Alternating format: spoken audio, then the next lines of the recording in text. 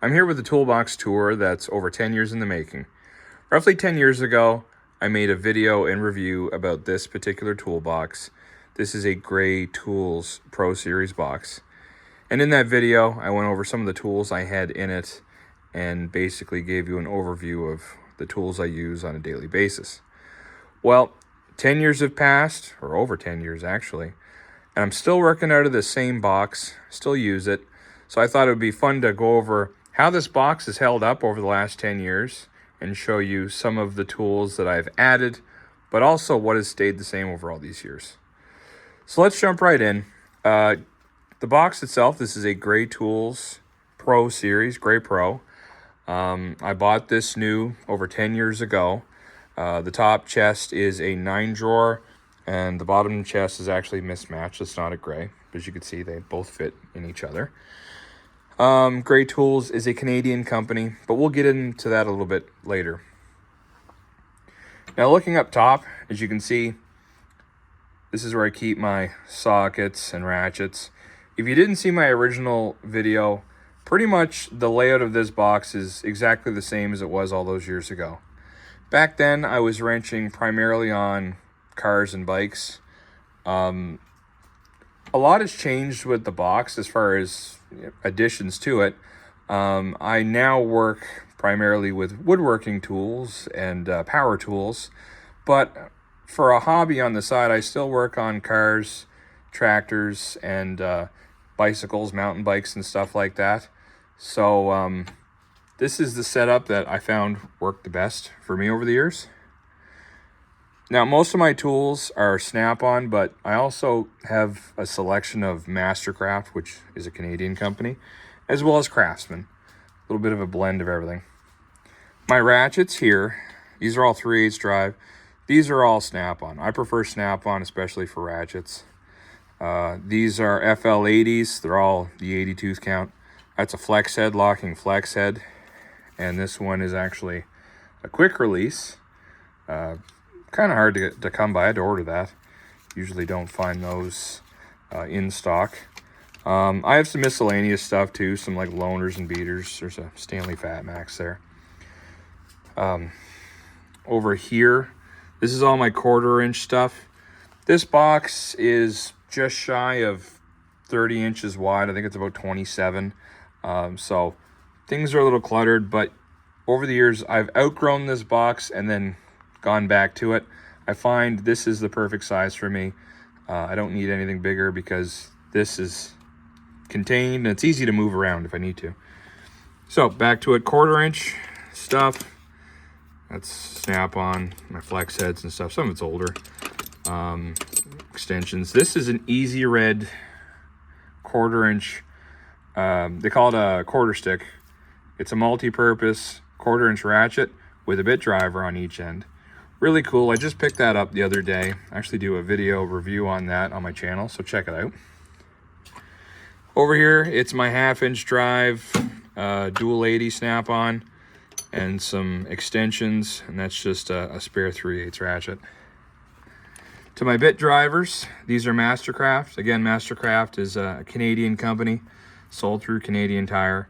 It's not the greatest, but lifetime warranty, real easy to warranty out.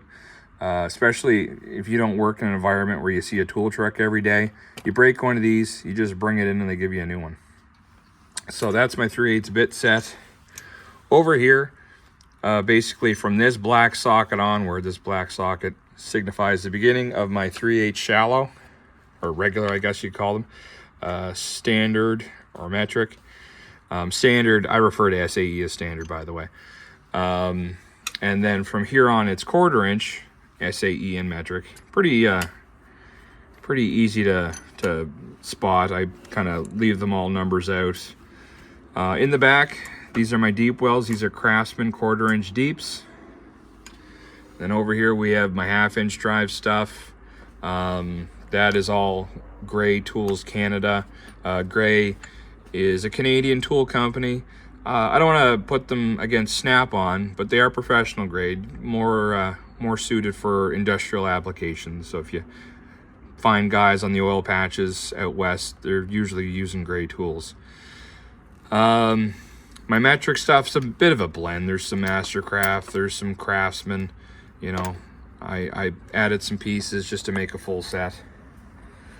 In the back, these 3/8 SAE and metric, those are snap-on. I got those years ago. They've been working great ever since. I got some miscellaneous stuff, some wobbles and stuff. There's some snap-on in there. That's a gray pneumatic. Just bought things as I needed them. A couple of 3/8 drive just for doing trailer hitch balls and stuff.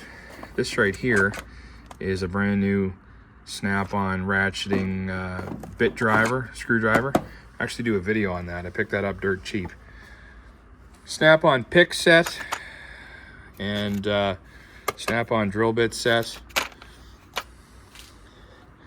So going down here in the little drawers, just a junk drawer, catch-all. There's some connectors and stupid stuff in there.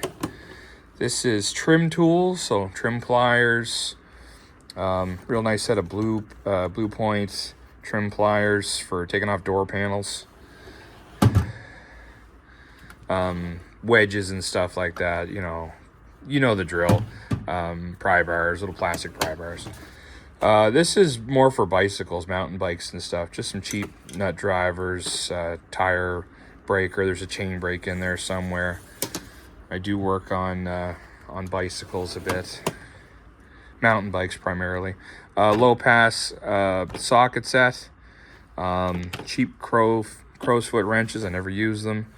There's some spark plug gappers there. Then here we got a gear puller, some specialty stuff, like there's an impact driver, multi-head snap ring pliers, just cheap ones. Princess Auto, that's our equivalent to Harbor Freight. There's a spark plug tester right there. I keep more specialty tools elsewhere, but just RTV and stuff like that, a couple of utility knives. In here, this is my screwdriver drawer. These are Mastercraft Maximum. That's kind of their higher level, I guess. I got these. What I liked about these was the grips and the on the handles. It shows you the type of screwdriver, if it's a flathead or whatever. I do have snap-ons as well. I only have one in this box, but what I like about these versus a snap-on is, like I said, you have it on the side if it's a Phillips. These, it's only on the end, and that actually wears off over time. So it was a cheap set. Threw it in here. I keep them clean just for, I have a dirty set that I use for working under the hood, and then a set for working in cars. This is my metric wrench set. So here we have a set of snap-on standard combos. These are Mastercraft Professional Series, which came out in the late 80s, early 90s. Mastercraft came out with the Professional Series to kind of compete with Mac and Snap-on. Now, I'm not saying they were the same, but up until now, Mastercraft was making wrenches that kind of look like the old Craftsman, the old squared-off machine finished. They weren't polished chrome, so these are a huge step up. Unfortunately, they stopped selling them not too long after. They went with the Maximum Series. Not bad wrenches, but the steel wasn't the same. So they really don't market them to the professionals now. These here, get out of the light, as you can see, those are mid-length snap-ons. Bigger than a stubby. I really like them. They just seem to be the perfect size. So from there, this is my SAE drawer. Again, you got your double open-ended snap-ons, the mid-length, just like in the metric drawer. So the SAE mid-length, and then these are just regular combination wrenches. I think there might be some Craftsman there, but otherwise those are those Professional Series I was talking about. Got some miscellaneous too. These Power Torque double box end. Each one's its own, like a different size with a 0 offset. You can buy them at like O'Reilly's. They're pretty cheap, but they're good for doing like drain plugs and stuff like that. Plier drawer, aviation snips, vice grips, channel lock. Pretty easy. These are kind of spare wrenches I don't use every day. Those are gear wrench, made by, they're Mastercraft Maximum, but Gear Wrench actually makes them. So it's kind of neat as you flip it over, and it's got the Gear Wrench logo for like I don't know, a quarter less than gear wrench brand. These are my stubbies. Those underneath are some just cheap Husky ratcheting wrenches. I never use them. These are zero offset snap-on. And like I said, each end, I think they go from 10 millimeter to 20. Each end's got its own size. Real nice set. I work with this stuff. I work primarily in metric, so I didn't bother spending the big bucks on the SAE version, but nice set. And then you got just Allen keys, hex keys, oil filter wrench, spark plug pliers. This is a Persuasion drawer, basically, so hammers, some still in the package. I didn't even open it up yet. A couple of cheap torque wrenches, mallet, big long screwdriver I use as a pry bar. That's a junk drawer, but it's got, you know, cut off wheels, a big breaker bar in there, and some more miscellaneous junk. Got one of my smaller snap-on pry bars there. Tool for getting into doors or lifting fridges and stuff like that. Just an airbag. And some odds and ends, some connectors and what have you, some exhaust parts. Just a catch-all. In here is some of my specialty tools and my diagnostic tools. I also have a couple of socket sets for the road. I have a bunch of socket sets, but when I'm going to the junkyard and stuff, I'll bring one of those too. Coming over here, this is a Husky, I think it's a 54-inch roller cab. It's something like 52 or 54. It's not really, I'm not using the space very well. It's kind of a catch-all for what didn't fit in that box. Got some, you know, older snap-on screwdrivers, my beaters, but they have the instinct handle. I do like them. A couple of my torque wrenches, half-inch, and I believe that's a quarter-inch. Some old Craftsman C3, that's an impact, you know, drill and stuff. It still works, so I never threw it out. An impact ratchet, a Mastercraft cordless impact ratchet. It actually works really good, and Mastercraft put out an impact ratchet long before any of the other brands did here. What else? We got an SAE set of snap-on here. I don't have them in that box because I don't use them that much, and I don't like beating on the snap-ons. I can use the cheap Mastercraft or Craftsman for that. Those are quarter-inch snap-on extension set. That should actually be in the other box. Security bit set. I think those are just terminals and stuff. Wire terminals. More specialty tools. This is a disconnect for electrical connectors, wiring harnesses for Ford, GM, and Chrysler. Cheap compression tester, nut driver, cheap drill bits, hex nut driver, and these are specialty nut drivers. I think there's security bits in that too, but they go onto your 3/8 ratchet. Pretty much an empty drawer. My snap-on split beam, half-inch torque wrench. I use that for tires and stuff.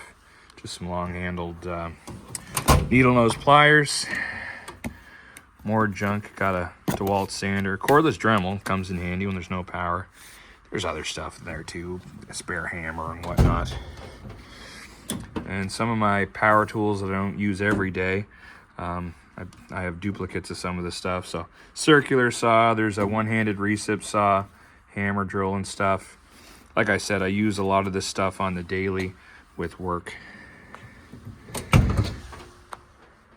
Beyond that, I have my old snap-on roller cab here.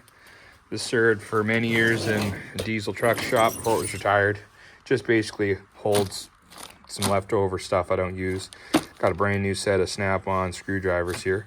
Extreme green with the instinct handle. What else? Actually, there's a diagnostic tool hidden in that. Not much else. Oh, yeah, that's just a cheap toolkit for working on mountain bikes and stuff. And a wire tracer. Look at that. Well, that's about it. That wraps up this video tour of my Gray Tools toolbox. Quick note about the toolbox. I might as well point out how it held up after all these years. Like I said, I got this brand new. The dealership I worked with at the time owned a auto parts store that was a retailer for Gray tools. They since have gotten out of it, but I was able to get this. I got it pretty cheap. They still make this Pro Series today, but at the time I got this over a Blue Point or a Snap-on because it was quite a bit cheaper, and I had known a mechanic that had worked out of this exact box at the time for like 30 years. So now this box, I think they've made this nearly identical toolbox for 40 or 50 years. And for some of you older Mac guys, if this looks familiar, that's because this is basically, I don't want to call it a knockoff, but it's a twin to one of the old Mac boxes.